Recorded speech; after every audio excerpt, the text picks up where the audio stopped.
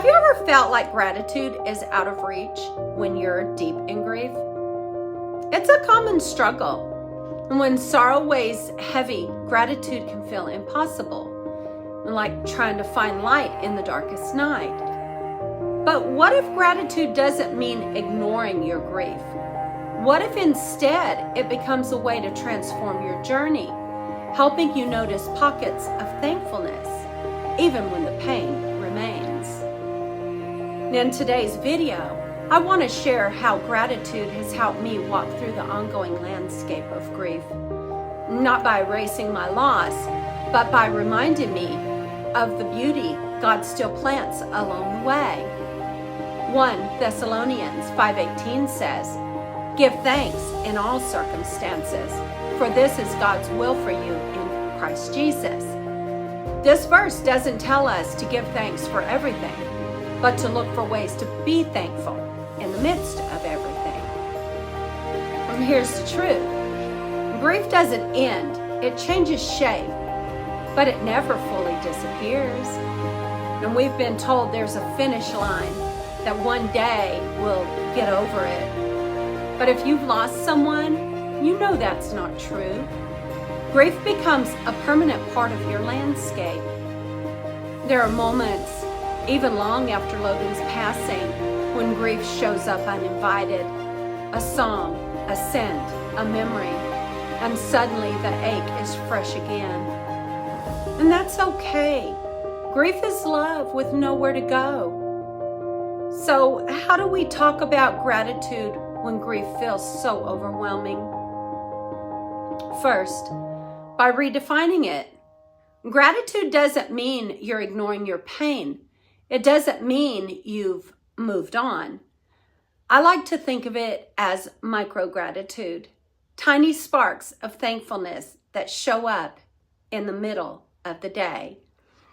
The warmth of a mug in your hands, a patch of blue sky after days of rain, a text from a friend saying, "I'm thinking about you."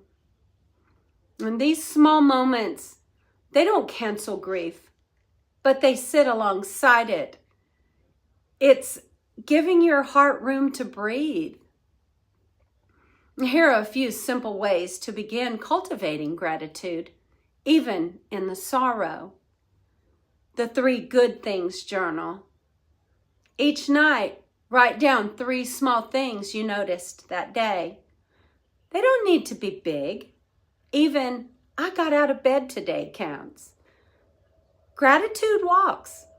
As you walk, focus on sensory details, the sound of the birds, the feel of the wind on your face, the smell of fresh air.